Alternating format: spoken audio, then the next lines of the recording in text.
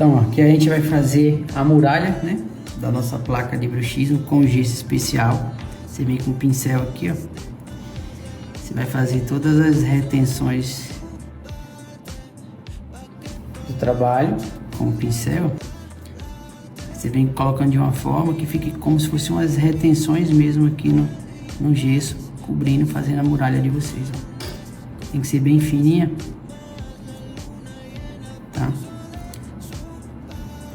De preferência um gesso especial, aí a marca vocês que decidem.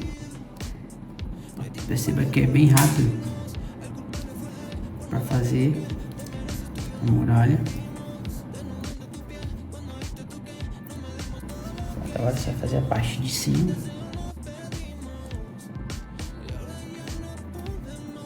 Não precisa ser uma quantidade muito grande de gesso, tá? Já é suficiente. Tá por toda a cera, é só esperar agora secar. E aí a gente veste um gesso para fechar ela. Essa parte da mufla.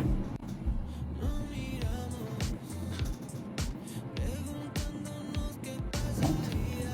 Já tá feita a minha muralha aí, ó. Beleza?